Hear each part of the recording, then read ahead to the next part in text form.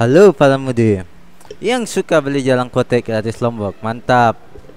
Kali ini kita akan merekap alur cerita dari seri Rurouni Kenshin, tapi bukan live actionnya, melainkan OVA Rurouni Kenshin yang berjudul Trust and Betrayal, yang nantinya seri ini juga akan diangkat ke live actionnya dengan judul Rurouni Kenshin The Beginning yang akan tayang tahun 2021 mendatang. Sedikit sinopsis, film ini bercerita 10 tahun sebelum Kenshin bertemu Kaoru.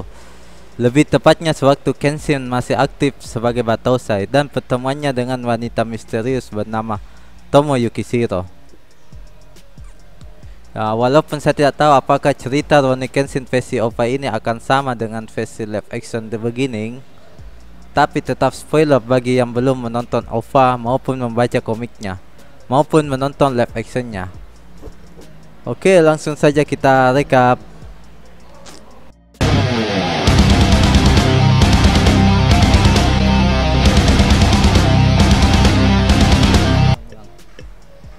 Scene langsung memperlihatkan di mana Kenshin yang masih kecil berjalan dengan rombongannya. Tiba-tiba rombongan tersebut dihadang oleh beberapa bandit yang ingin merampok. Para bandit yang sadis itu pun membantai orang-orang yang ada di sana. Shinta yang masih kecil ingin melawan bandit-bandit tersebut. Tiba-tiba seorang gadis memeluknya dan berusaha melindungi Shinta. Tapi akhirnya gadis tersebut pun mati juga. Ketika bandit tersebut ingin membunuh Shinta, tiba-tiba sosok misterius bernama Seijiro Hiko datang, membunuh bandit-bandit tersebut dan sekaligus menyelamatkan Shinta. Ketika Seijiro Hiko ingin kembali untuk melihat keadaan Shinta, Seijiro Hiko terkejut melihat Shinta telah mengubur para korban dan bandit yang mati akibat insiden tersebut. Seijiro Hiko yang melihat kepolosan Shinta lalu berniat mengajarkannya Hiten Mitsurugi Ryu, yaitu aliran pedang terkuat yang pernah ada. Lalu mengubah nama Shinta menjadi Kenshin karena nama Shinta terlalu lembut buat pendekar pedang. Kenshin pun berlatih sangat keras untuk menjadi pendekar pedang. Setelah dirasa cukup kuat, Kenshin meminta izin untuk memakai keahliannya untuk membantu masyarakat yang tertindas. Hiko sempat melarang Kenshin untuk pergi karena pelatihannya belum selesai. Dan juga Hiko takut keahlian pedang Kenshin dimanfaatkan untuk kepentingan politik. Tapi karena melihat kemauan keras Kenshin, akhirnya Hiko pun mengizinkan Kenshin untuk pergi tugas. Akhirnya bakat berpedang Kenshin ditemukan oleh Takagi Shinkaku dan Kogoro Katsura. Katsura pun mengajak Kenshin untuk menjadi Hitokiri alias pembunuh di klannya bernama klan Chosu. Katsura juga menanamkan benih-benih radikal tuh guys di kepalanya Kenshin dengan mengatakan kesogunan saat ini sering menindas rakyatnya. Dan dengan keahlian pedang Kenshin mereka dapat menciptakan era baru yang adil dan damai. Nah, saat itulah Kenshin menjadi Hitokiri dari klan Chosu. Kenshin pun banyak melakukan pembunuhan, dan pada saat Kenshin bertemu dengan kelompok yang sedang patroli, Kenshin pun dengan sadis membunuhnya, dan juga ia berhadapan dengan samurai muda bernama Akira Kurosato yang saat ini sedang bertunangan dengan seorang gadis. Dalam duel dengan Akira, Kenshin mampu mengalahkannya, tapi Kenshin juga terkena goresan di pipinya. Akira pun mati dengan sambil menyebutkan nama tunangannya tersebut. Isuka yang bertugas membersihkan mayat dari korban Kenshin heran dengan luka di pipi Kenshin dan menyangka samurai yang dilawan Kenshin adalah orang yang kuat. Tapi Kenshin mengatakan ia bukanlah samurai yang kuat, tapi ia mempunyai semangat hidup yang sangat gigih.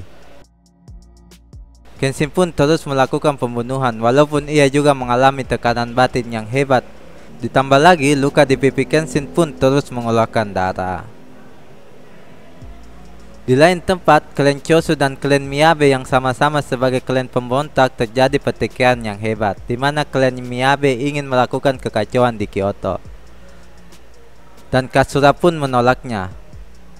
Lanjut ke Kenshin, ketika sedang berjalan pulang di tengah hujan, Kenshin dihadang oleh salah satu pembunuh dari klan Onibawanshu.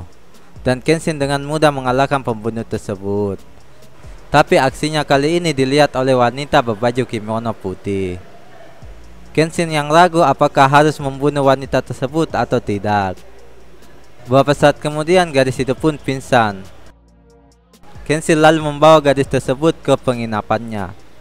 Setelah terbangun di pagi harinya, Kenshin melihat gadis tersebut telah bekerja di penginapan tersebut. Gadis tersebut pun mengenalkan namanya sebagai Tomo Yukishiro.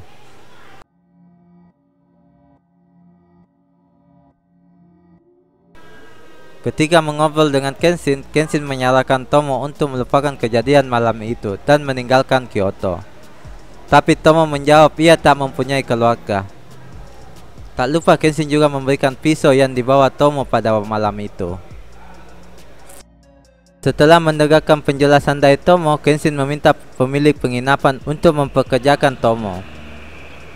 Katsura yang datang ke penginapan tersebut juga melihat Tomo dan memerintah Izuka untuk mencari tahu tentang gadis tersebut. Tapi kedatangan Katsura bukan karena Tomo, melainkan membicarakan pembunuh yang sempat mengincar Kenshin pada saat itu.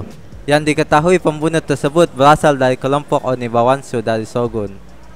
Kalau tidak tahu apa tuh Onibawansu, itu tuh kelompoknya Aushi dan Misao.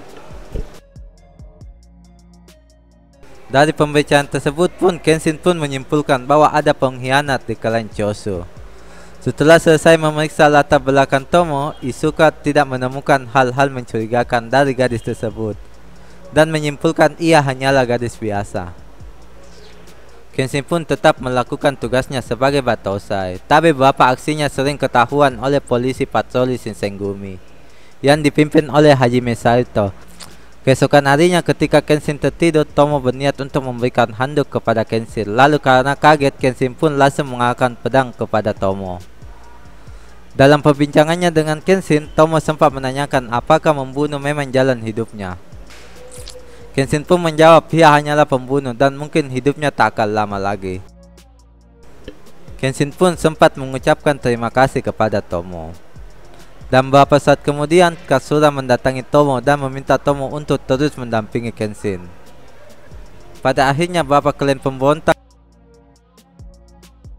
memutuskan untuk membuat kekacauan di Kyoto, kecuali Katsura yang menolak ide tersebut karena dianggap terlalu brutal. Tapi rencana tersebut tercium oleh kelompok Shinsengumi. Lalu Kenshin balik ke penginapan di mana Tomo pada saat itu meminta Kenshin untuk menemaninya minum. Kenshin pun menerima ajakan Tomo. Tomo dan Kenshin akhirnya pergi ke sebuah kedai. Lalu lagi-lagi Tomo terus menyadarkan Kenshin tentang jalan hidupnya yang salah. Lalu tiba-tiba Izuka datang dan memperingatkan Kenshin malam ini akan terjadi pemberontakan besar-besaran di Kyoto antara klan pemberontak dan Shinsengumi. Para Shinsengumi pun mulai menyerang markas klan pemberontak untuk mencari Katsura dan teman-temannya. Di lain tempat pula, Kenshin dan Tomo berhasil lolos dari para Shinsengumi dan menemukan Katsura yang juga sedang bersembunyi. Katsura pun meminta Kenshin dan Tomo untuk meninggalkan Kyoto dan hidup di sebuah desa terpencil sebagai pasangan suami istri. Akhirnya Kenshin dan Tomo pun hidup di desa terpencil sebagai suami istri, walaupun itu hanyalah kedok untuk menelusuri jejaknya. Kenshin yang sedikit tahu tentang pertanian mulai menanam tumbuhan di sekitar rumahnya.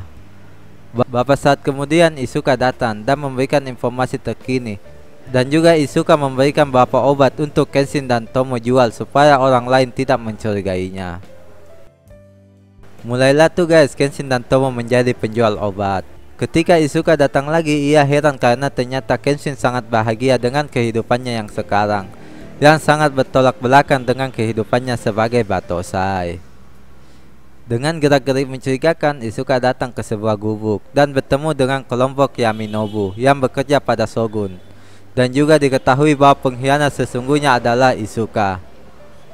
Kata Gai yang mendengar pembicaraan mereka hendak melaporkannya pada Katsura, tapi nyawanya keburu diambil tuh guys oleh kelompok Yaminobu. Tatsumi yang merupakan ketua kelompok dari Yaminobu mengirim Enishi Yukishiro yang saat ini juga adalah mata-mata Shogun. Enishi pun mengunjungi kakaknya Tomo. Tomo lalu memperkenalkan Enishi pada Kenshin. Enishi pun memperlihatkan gelagat gak suka pada Kenshin tuh guys. Dalam perbincangannya dengan kakaknya, Enishi mengatakan bahwa Batosai akan segera mendapat hukumannya. Tapi Tomo malah menyuruh Enishi untuk pulang dan jangan membalas dendam. Enishi pun pulang dengan kecewa karena Tomo ingin melindungi Kenshin.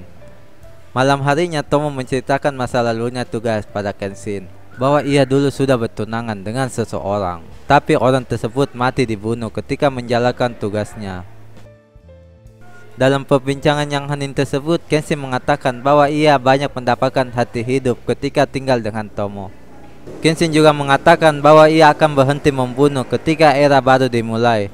Dan setelah era baru dimulai, ia akan mencari cara untuk menebus dosa-dosanya di masa lalu.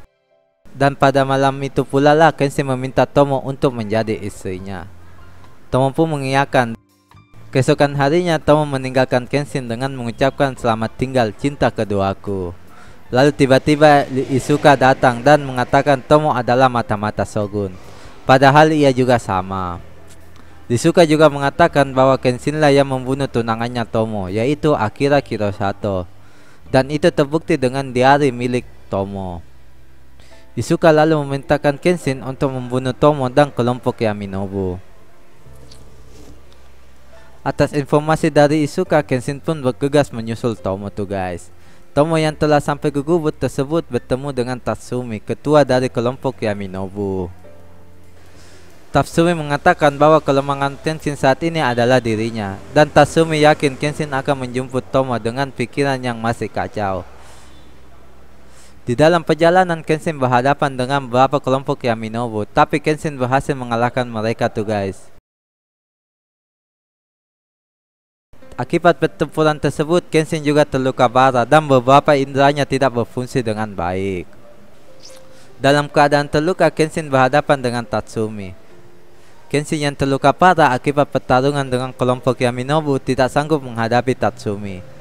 Tapi dalam duel tersebut, Kenshin tak sengaja menebas Tomo yang saat itu menghalangi Tatsumi untuk membunuh Kenshin.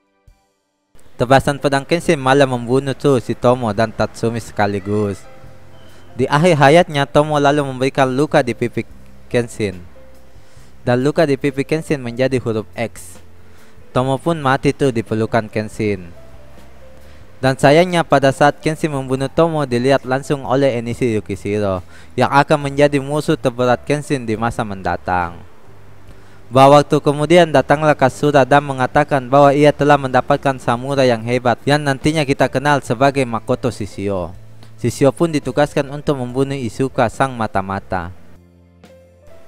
Tapi Katsura juga masih membutuhkan kekuatan Kenshin untuk perang terakhir melawan Shogun.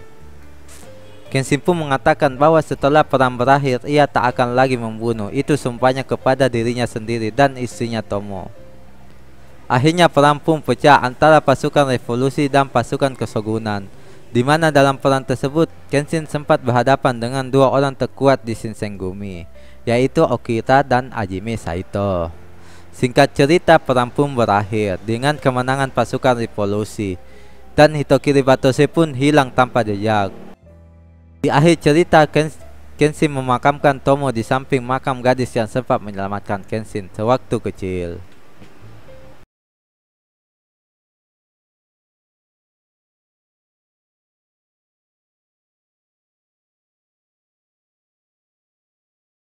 Itulah tadi rekap alur cerita dari Rurouni Kenshin Trust and Betrayal. Gimana, apakah live actionnya nanti ceritanya akan sama dengan versi yang di atas, atau akan dibuat beda seperti The Legend Ends? Komen di bawah ya. Oke, sekian dulu video ini. Yang masih ada di jalan, hati-hati di jalan, dan sampai jumpa di video selanjutnya. Check it. 最後の敵は十字傷の謎を知る男